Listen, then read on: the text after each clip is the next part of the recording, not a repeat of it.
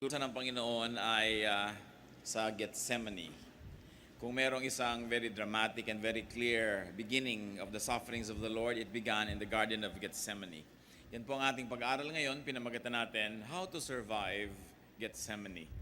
Thank you, Father, for your love and for your care, for your goodness, your mercy, your boundless love for us.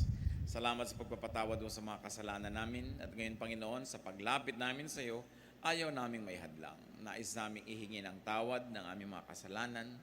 Patawarin niyo po kami, linisin, paging dapatin na humarap sa inyo. Nawangin niyo pong salita ang maging gamot ng aming mga sakit, pagkain ng aming espiritu at katawan, at liwanag ng aming isip. Payapain niyo po kami, patahimikan ang aming loob, alisin mo po lahat ang aming mga alalahanin, palakasin ang aming katawan, patalasin ang aming isip, nang kami, Panginoon, makatanggap ng buong-buo niyong pagpapala. Kayong hinihiling namin maging tagapagsalita. Daluyan nawa ng pagpapala niyo ang inyong lingkod, makarating sa lahat naming mga anak mong narito ngayon, umaasam at naniniwalang tatanggap ng pagpapala niyo. May your words straighten up what is crooked. May your words give us light and enlightenment. May your words strengthen us. Father, protect us from lies and falsehood. Protect us from works of evil men and evil spirits. And may we also, Lord, receive protection from you for our loved ones who are not with us right now. At nawa, Panginoon, sa pagpapayapa na aming puso, maging matiwasay kami, tumanggap kami ng iyong mga mabubuting mga salita. At kami naman makapagdala sa iyo ng aming mga handog, mga pasalamat, awit, mga puso na handang magpapuno sa inyong salita at mga pusong handang sumunod sa inyo. Glorify yourself. Bless your people. Thank you, Father. Be with us.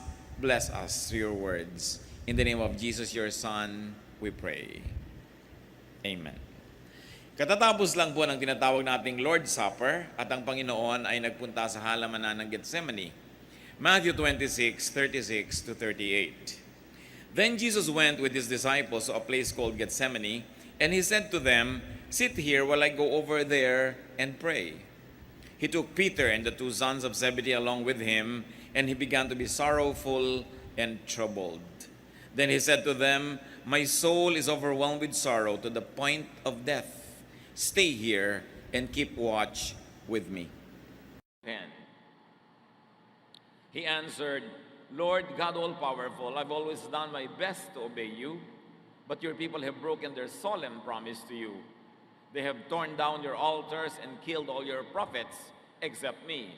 And now they are trying to kill me." Ang nagsasalita si Elijah. Matapos niyang gapiin ng mga propeta ni Baal, ng Diyos-Diyosan ng bansa, siya ay pinagbantaan ni Queen Jezebel na papatayin din. At hindi siya tinantanan ng paghabol dahil alaga ni Queen Jezebel yung mga priest niya. So Elijah fled, and this passage reveals what he feels in this point in time. He was very depressed. In fact, this prophet of God wanted to die. Elijah is very depressed, and he articulates his emotional struggle in a conversation with Yahweh.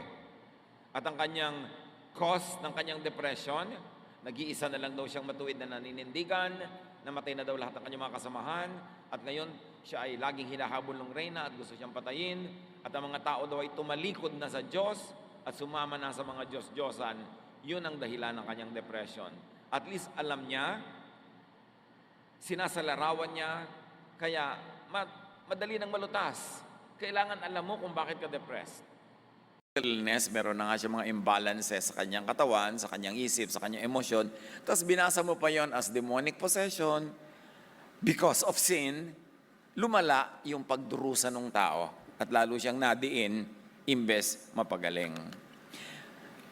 In 1969, mercifully, the identification of Mary Magdalene with Mary of Bethany and the sinful woman was removed, delisted from the general Roman calendar by Pope Paul VI.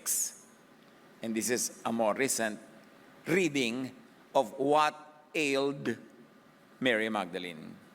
Or si Mary Magdalene nga ba, yung same woman referred to as the sinful woman?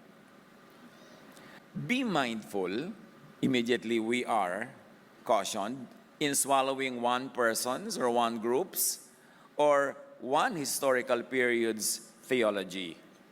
Dapat mag-Jesus filter. Yung inassign na yon na image ni Maria Magdalena ay binata, dinala, binalikat niya ng halos 2,000 taon. At nagkaroon ng effect ito sa pagbasa natin sa lahat ng mga ibang klaseng mga illnesses, seizures, at mga kondisyon ng tao. What is the big lesson here? The 7 demons, which can be seen as the full spectrum of human suffering, like grief, anxiety, panic attacks, and the turmoil with relationships, were no match for the healing power of Christ's compassion. Be it actual, physical, demonic possession, or a spiritual, a psychological, a psychiatric illness, isa pa rin ang lesson na dapat natin kuhanin dito. Kahit may mga iba-ibang approaches ang pag-unawa kung ano yung 7 demons na yun, isa ito, daig ng kapangyarihan ni Jesus, ano man yun. Na kayang pagalingin, kayang iligtas ni Jesus ang sino man na biktima nito. Ito man ay mga actual na impacto or psychological or psychiatric illnesses. Yun ang gusto nating bigyan ng diin. At hindi na tayo sasali pa sa kapagtalo-talo kung ano nga ba yung 7 demons na yun. So, ang reseta sa ganitong uri ng grief, anxiety, panic attack, turmoil, all troubles, yung pa rin, Jesusness.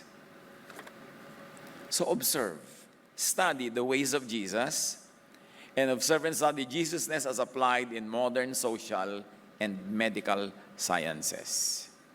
At dahil tinitingnan natin ang anggulo that those evil spirits could have been manifestations of deeper illnesses in the mind or in the emotion, sumangguni pa tayo sa mga ibang sciences, biological and even social sciences, para masuri natin hindi lang si Maria Magdalena, kundi more importantly now, ang ating mga sarili. Para ma-identify natin, meron nga ba tayo din ng isa sa mga demons na yon o illnesses na yon. Sabi ng psychology, cognitive behavior therapy has been shown to be an effective therapeutic intervention in treating various mental health conditions, including grief and anxiety. Yung mga tao na sumama sa Jesus movement, yung mga tao na sumunod kay Jesus, nakinig sa kanyang mga katuruan, sa kanyang mga aral, ay napagaling sa ganitong mga uri ng kalagayan. Napalayas ang so-called mga espiritu sa kanila o napagaling ang kanilang mental illnesses, ang kanilang mga psychiatric illnesses dahil sa Jesus therapy.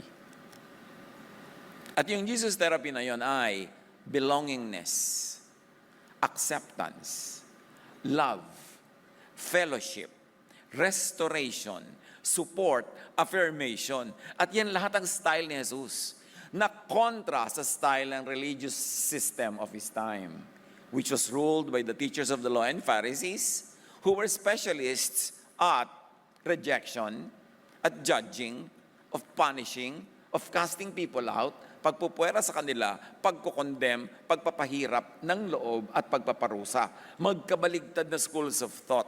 That's why Jesus came as a fresh wind. Kaya kahit saan siya pumunta, ang dami-daming nade-deliver from so-called evil spirits. Be they literal or be they symbolic of deeper psychological ailments. Si Jesus pa rin ang sagot. Jesusness pa rin ang gamot. This is particularly effective for anxiety and panic disorders. Exposure therapy involves gradual exposure to feared situations to diminish the emotional response over time. This method helps individuals confront their fears in a controlled manner, leading to reduced anxiety. Ito yung mga ginagawa ngayon ng mga psychiatrists at psychologists sa pag-deal with people who show these symptoms na pag sinuri natin yung ministry style ni Jesus, ganyan ang ginawa niya without even giving them laboratory names. Ganyan ang ginawa niya.